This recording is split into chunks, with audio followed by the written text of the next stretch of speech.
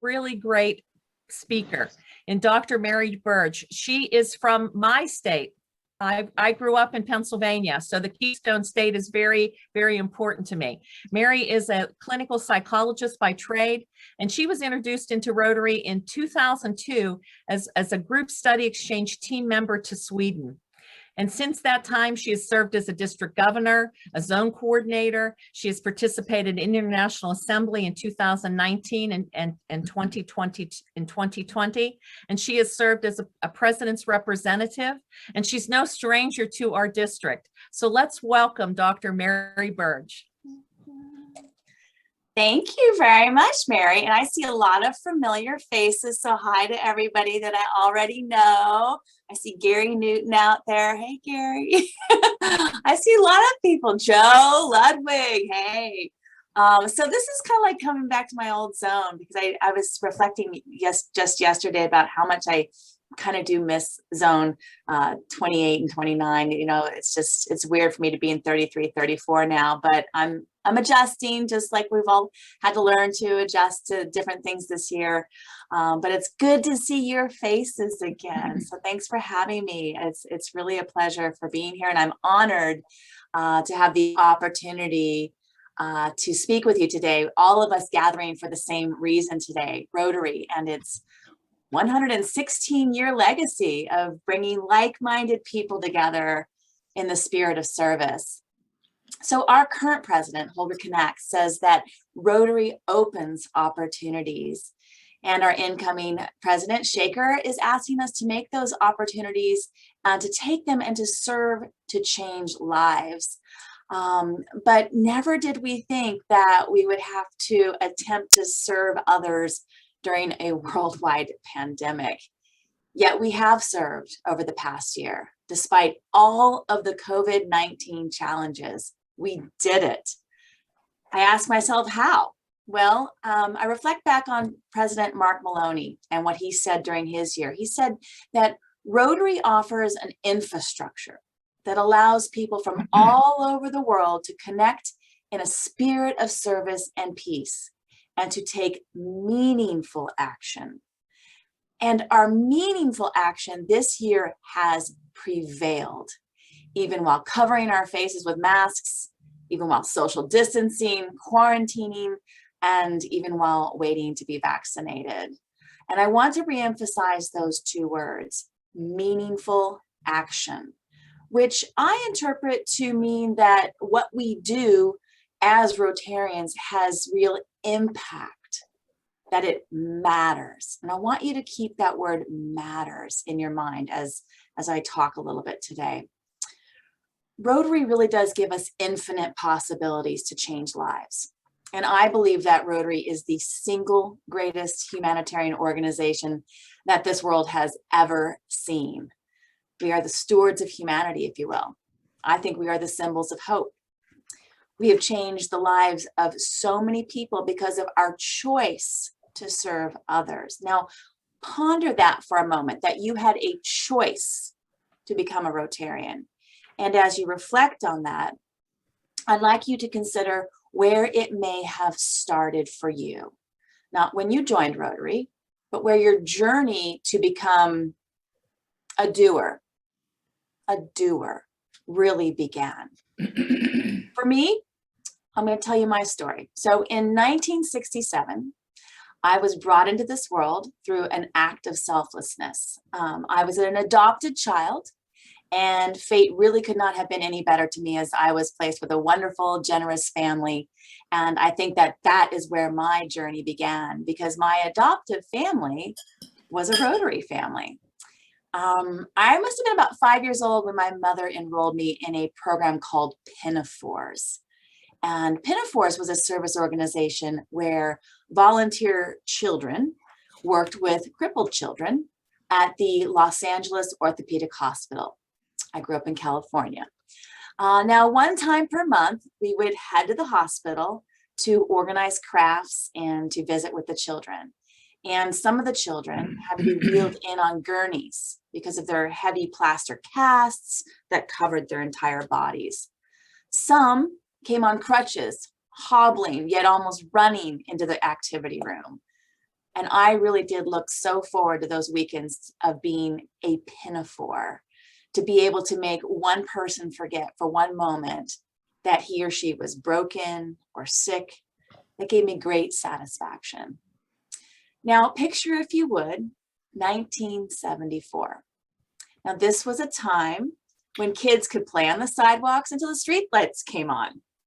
It was a time when we drank from the garden hose if we got thirsty. There were no bottles of water. It was a time when phones were what? Attached to the wall. Imagine that. You remember those with the cord stretched really far? Yeah, my mother hated that. Well, 2 doors down from us lived a man named Mr. Deacon.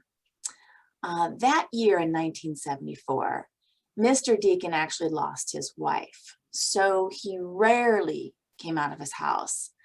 But when he did, I always felt bad for him. Now, mind you, in 1974, I was 7 years old. So for some reason, I got it into my head that Mr. Deacon, because of the way he always looked, must be poor. That's right, poor. I thought it wasn't sadness. I thought he's poor. I don't know where I got that idea or why, but that was what I perceived him to be. So I decided that I was going to do something about it. And without asking permission, I went door to door throughout the entire neighborhood with a simple plastic bag. And I begged all the neighbors to contribute whatever they could to help out poor Mr. Deacon. And you know what? Not a single one of them denied me their pocket change. And in fact, many gave me dollar bills. When I came home with this plastic bag filled with money, and I showed it to my mother, with pride, of course, how much I had collected for poor Mr. Deacon. She did not have the heart to tell me that Mr. Deacon was not poor. She instead told me that I was a kind child to think of others. And she encouraged me to go knock on his door and to give him the money.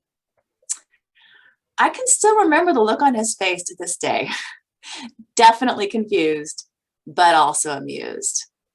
And Mr. Deacon, he took the plastic bag and he thanked me graciously. What joy that brought little 7-year-old me. Now, Mr. Deacon nor my mother ever told me that I did not need to collect that money for him, since he probably had more money than most of us here on this Zoom. They never said a word because they understood my desire to help someone else, and that was a good thing. When I think back on this event, this time, I really think that this was sort of my first service project. And I saw that the influence of one little girl was huge. And I think this is what has propelled me to want to do more for others throughout my life.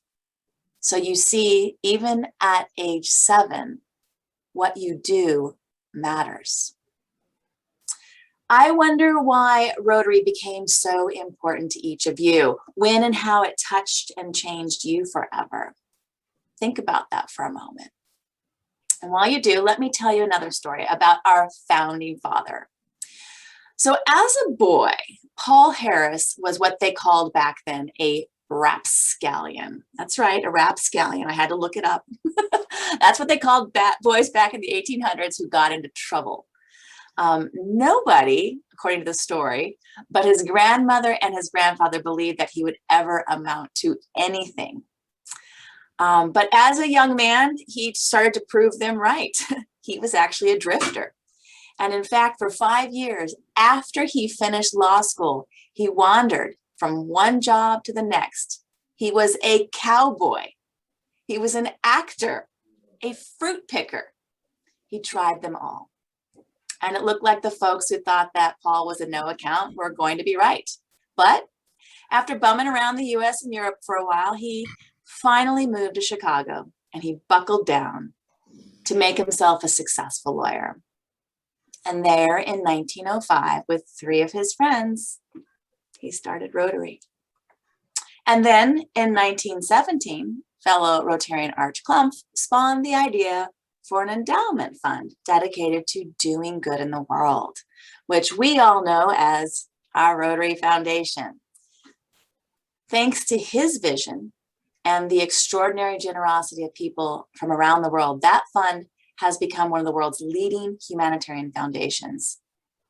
I want you to think about the lives that we have touched because of Arch and Paul's visions. What these two men did mattered. Our vision statement clearly echoes Arch and Paul's visions. Together, we see a world where people unite and take action to create lasting change across the globe, in our communities and in ourselves. We are people of action. We don't just talk about what we hope for. We don't just dream about it, we do it. And not only do we do, but we also keep our promises. And the eradication of polio is the greatest example of keeping our promise. A few years ago, my husband organized a service trip for us and about 10 or 12 other Rotarians to the Dominican Republic. And it was to entail several days of hand-on work, but he also allotted us one day off to relax. And on that day, he and I decided to sit on the beach simply to enjoy the warm sun and the sand. Around noon, my husband decided that it was time for some adult beverages. So he went off to secure those for us while I stayed lounging under the palm leaf umbrella, eating my fresh coconut. So do you know that feeling that you get all of a sudden when someone is watching you? You get this feeling, and sure enough, you know someone's looking at you. Well, I had that feeling. And sure enough, when I looked up, there he was, crawling toward me. And I knew immediately that this was a young man severely stricken with polio. His hands were bent backwards, and his spine was so misshapen that he could not stand upright. Our eyes met, and I smiled. He came over under the shade of my umbrella, and he sat beside me. Now, I did not speak Spanish, and he did not speak English, but I gestured to my coconut in the offering to share. He smiled. We sat together, eating silently until I found my courage to ask, "Polio?" "Sí," he said. I shook my head and I responded, "Sí, me, Rotario." And immediately his face lit up and he responded, "Ah, sí, Rotario, polio," pointing at himself with his crooked hands. He somehow knew that Rotarians were involved in the fight against polio, and that made him smile.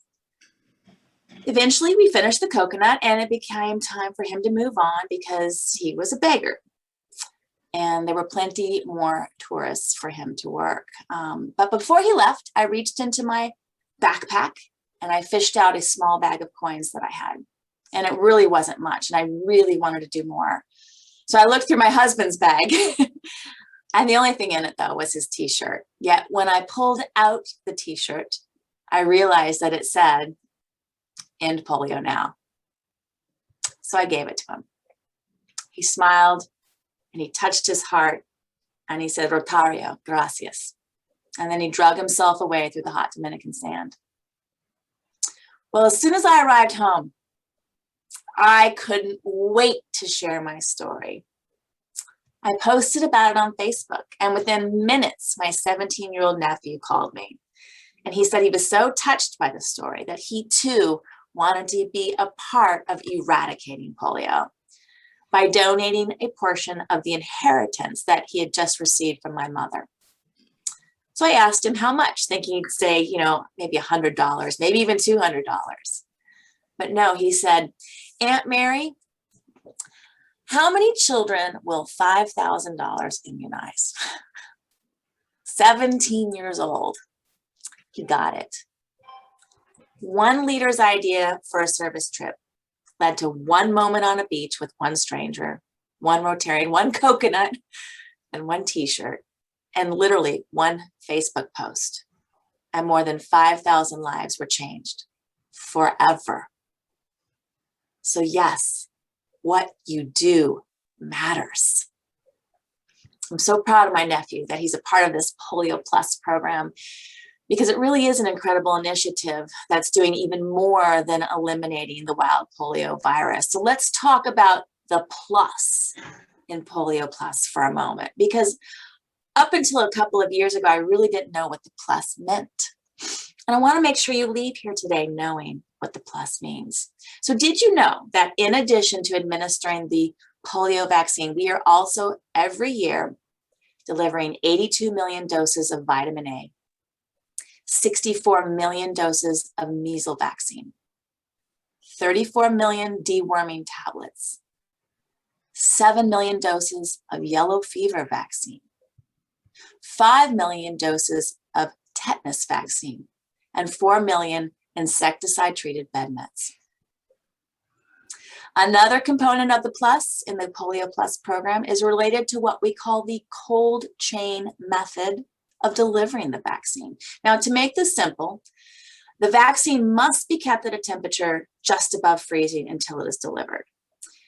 And in 1996, according to the World Health Organization, nearly 60% of all vaccines and vaccinations were thrown out due to breaks in this chain. But did we as Rotarians give up? No. We looked at that crossroad and we chose innovation over failure. We created a new and more efficient way of securing the cold chain, persevering over surrendering. Think of the billions of dollars that will have been saved in healthcare costs because of our efforts. But most importantly, think about the number of survivors versus victims who will never be infected by the deadly polio virus. Before the development of a vaccine to halt the spread of the highly contagious polio virus, life during polio days was much mimicked like our lives today amid the coronavirus pandemic. During the polio epidemic, restrictions were in place on travel, quarantines were common, hand washing was urged, and infected patients who were hospitalized were not permitted to have their families by their sides. Now, fortunately, the creation of the COVID-19 vaccine came together in a matter of months, much faster than the polio vaccine, which arrived on the scene in 1955. That was decades after the US began experiencing epidemics of the crippling disease. Decades. Imagine the decades of fear. And as we get vaccinated, the parallels of polio and COVID continue. All you have to do to see this is to look on Facebook. There you're going to see photos of people who you know, and famous people even, holding up their sleeve as they get inoculated. Now, the same was true for polio, except the photos back then were black and white, and mostly of children. Do you remember that? Lined up with the nurses in school, the photos of all the children lined up. We all remember that, lined up and ready. And of course, there was this photo. Elvis Presley getting his polio vaccine on the Ed Sullivan Show live. Does anybody remember that? I mean, it's just, the parallels are just incredible. When Elvis did this, he was leading by example. And many Rotarians today are doing the same, acting as agents of change, hoping to encourage others to get vaccinated by leading by example and by sharing their experiences in photos and videos on social media formats. So think about what we as Rotarians have done to eradicate polio and to help stop the spread of COVID-19. And then let me say it again, what we do through our collaborative leadership and service matters. At some point in your life, you made the choice to become this doer,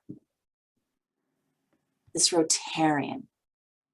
And I want you to consider that this moment right here today at this assembly is the opportunity to expand your passion for service above self. That from this moment forward, everything that you think, say, and do is your opportunity to impact the life of another and to serve to change lives.